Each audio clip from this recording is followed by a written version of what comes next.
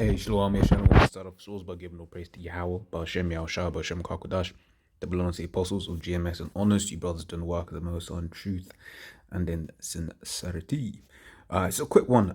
Just doing, so this one's inspired by something Apostle Tar said in the video speaking about, different epidemics and pandemics and the, what do you call it, the position of this current one in history, right?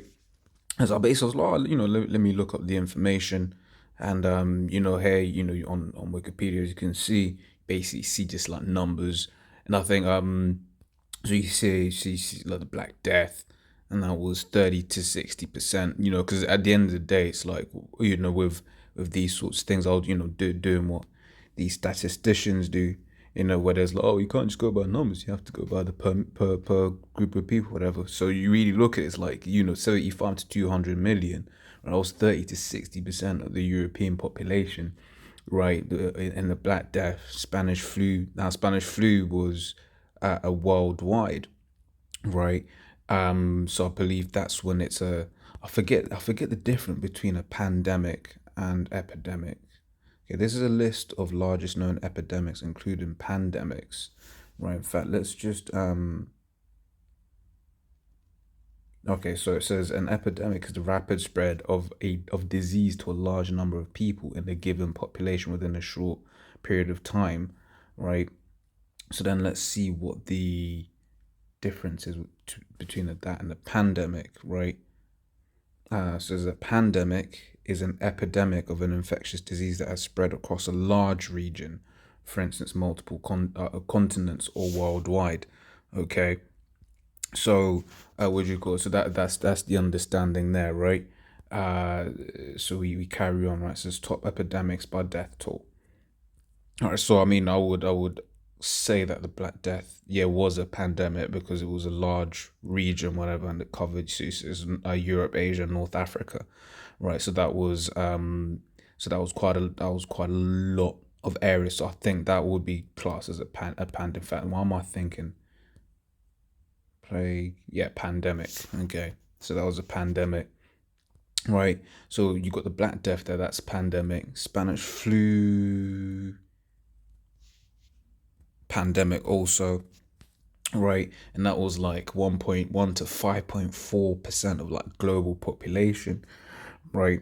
Plague of Justinian 15. If you look at these numbers, it's like what 70, like just even it's on that 75 to 200, right? That is a lot of a life loss, right? And then it was something that I believe one of the apostles said a while back, about how there are loads of what you call pestilences on at the moment. I believe it was, if I forget exactly who said it, right? And the reason why I remember that is because then you saw this here, HIV/AIDS, right, which is contributed to 35 plus million, right? People are dead, right, and that's from 1981, right? This is the third plague, 12 to 15 million, right? This, that, and the other, right? 5 to 8, and then you see the current one here, right? You see the current one here, and what's going on there, right? Okay, so 2.5 million there, right? But this man has basically made it seem like, oh, this is the end of the world. Oh, this is blah blah blah blah blah blah blah, right? But we know that this is just the beginning, right? So this is, in fact, let me grab Matthew first. This is Matthew 24:6, right? So then you shall hear of wars and rumors of wars. See that ye be not troubled, for all these things must come to pass, but the end is not yet. For nation shall rise against nation, and kingdom against kingdom. There shall be famines and pestilences and earthquakes in diverse places. Right. So here we see that it says there are gonna be famines and pestilences, right?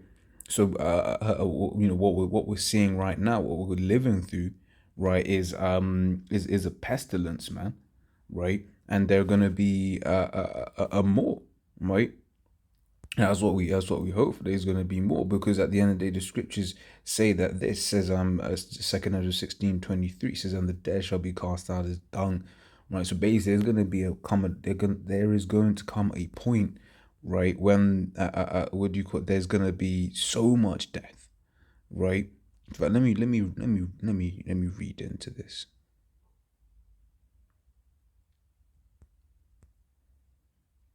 Yeah, you see, so yeah. This is the thing because you end up reading the entire chapter, right? Let me just start from let me start from here. It's verse 17. Right, woe is me, who would deliver me in those days? So this is Ezra, right? A prophet of the Lord, right? From the ancient world, and men in the ancient world were a lot, were built different, were built more manly, right? And he's like, yo, woe is me, woe is me. So what he was seeing, he was like, look, man, how am I going to survive all of this? Right? This is verse 18. It says, the beginning of sorrows and great mournings, the beginnings of famine and great death, the beginning of wars, and the power shall stand in fear, the beginning of evils.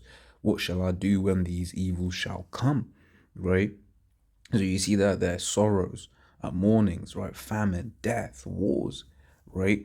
All of these different things, right? It says, behold, famine and plague, right? Tribulation and anguish are sent as scourges for amendment. So all of these things that are happening, they're scourges for amendment, man. Right, what we're seeing right now with the death toll as it is, look, man, in the times to come, Lord is, look, because we got to understand something, right? The Lord is angry. The scriptures say, eyes of the Lord are upon a sinful kingdom. Let me see if I can find that real quick.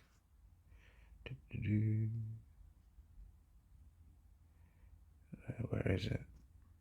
Cool. Oh, yeah, you can do this. Oh no, I don't want to do that. Don't want to do that. Yeah, you can do this thing here. You make it into like split screen mode, so that if you're typing in this, because that table was wide, I didn't want to do like a portrait one. That's what did we say we were looking for? We were looking for yeah,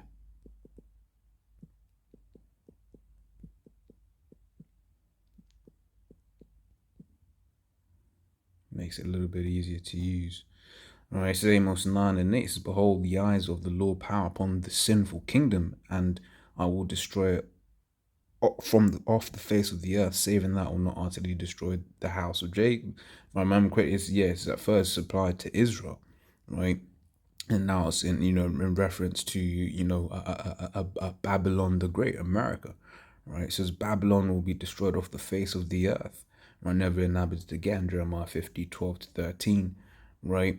It says I'll not utterly, right? You see that I'll not utterly destroy the house of Jacob, right? Because the majority of Israel will be destroyed, right? But because in fact, it even goes on to say further down in the 10th verse, right? It says, all the sinners of my people shall die by the sword, which say the evil shall not overtake nor prevent us, right? So a load of our people are just going to be put to death, right? And when you read Hosea 1, what does it say? 1 and 10, so the shit, man. So I just looked out my window, it looks like someone's wearing a mask in their own damn house. That's crazy, man. So what was I saying? Sorry, Slack, I got distracted there, Slack. So yeah, so it says Israel's as the sand of the sea, right? Meaning that there is a hell of a load of Israelites out there. Okay, so we know that you're gonna have a load of people just being put to death because of sin, because of wickedness, right? The scripture says the wages of sin is death. Okay, so we carry on here, right? So I'll read that again, verse 19. It says, behold, famine and plague, tribulation and anguish are sent as scourges for amendment, right? For correction, right? But for all these things, they shall not turn from their wickedness, nor be always mindful of the scourges. Okay. So I carry on. It says, "Behold, victuals shall be so good cheap upon the earth." So these are things that you buy, right? Your food, your grocery, whatever, what have you, right? It's cheap on earth, right? It says that they shall think themselves to be in good case, right? It says that even then shall evils grow upon earth, sword, famine, and great confusion, right? So here we've got to think about this particular precept, right?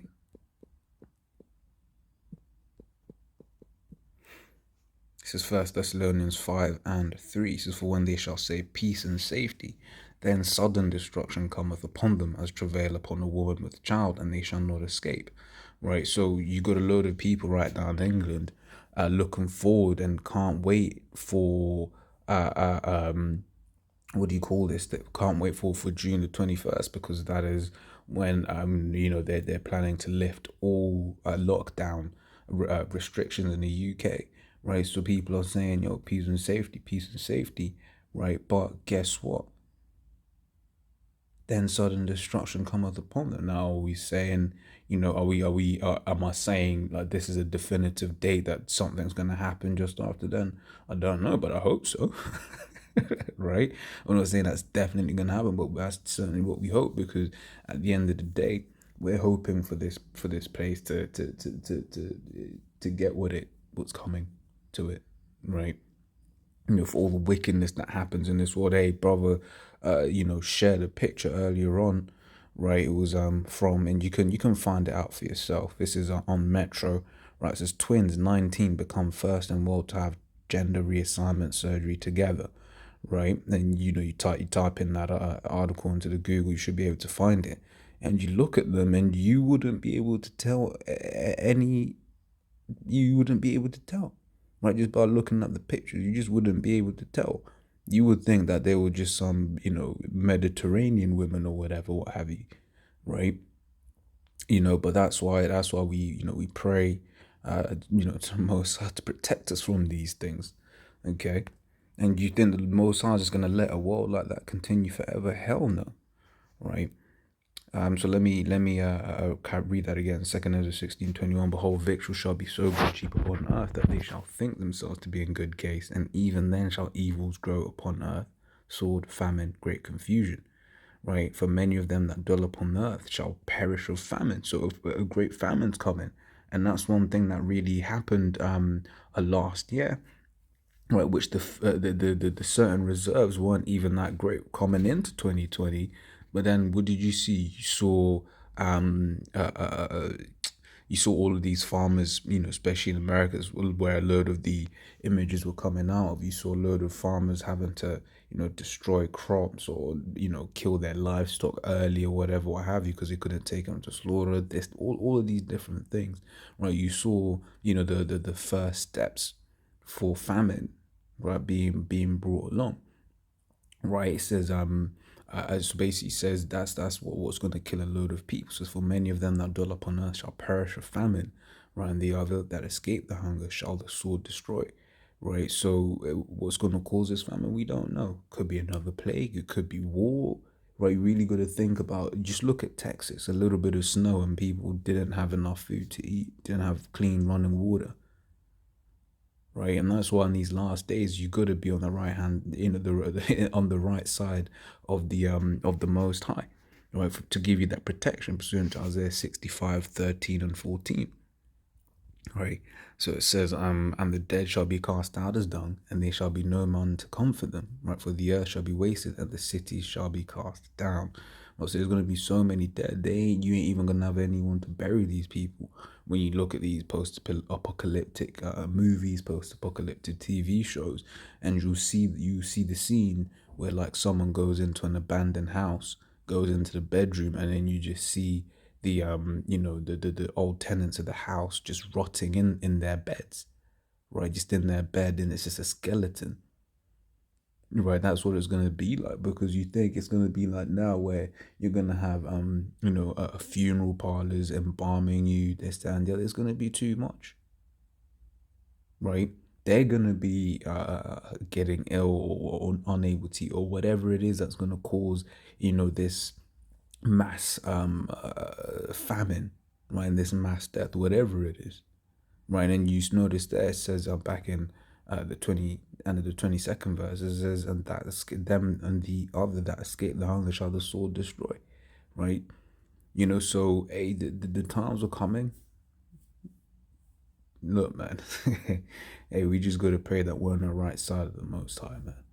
Right. So like I said, that was just inspired by the statement Apostle Tahar made about top pandemics, in the world, whatever have you, right? So you see the numbers there, right? You see the numbers there, and this pales in comparison. In fact, I must needs, this pales in comparison to what the Most High is about to do to this world, right? This is Zechariah 14 and 12. Right, it says, and this shall be the plague wherewith Yahweh will smite all the people that are fought against Jerusalem. Right, their flesh shall consume away while they stand upon their feet, and their eyes shall consume away in their holes, and their tongue shall consume away in their mouth. Right, so this is referring to these ICBM nuclear missiles. Now, how can we be so sure? Right, because it says their flesh shall consume away while they stand upon their feet. Right, that's that for me is the main thing that proves that this is talking about an event that is quick. So, what is quick that melts you that melts you as you stand up on your feet? These ICBMs, man. Right, you look at Sarah Garner in Judgment Day, right? Terminator Judgment Day. She was standing on her feet and she melted away, right? You think of Ebola, you be like, but if you get Ebola, right? You're not standing on your feet. You gonna be in a bloody bio suit lying on your bed whilst you pine away, right? When you look into the understanding, you see that America is going to be completely destroyed. Right now, that means several 100 million people are going to be instantly killed. Like, over 200 million people in America are going to die. Right? How can we work that out? Because Zechariah 13:8 says that two parts therein shall be cut off and die. Right? So that's two parts of Israel. Right? But it ain't you haven't only got Israelites in the land of America. You got all of these other heathen nations in the land of America. Okay? So you got 350 million people thereabouts in America, right? And of that, only a third of Israel is going to make it. So let's say everyone in America is an Israelite, which that's not true. Just for numbers' sake, say everyone in America is an Israelite, right? And a third gets saved. So that's only 100 million.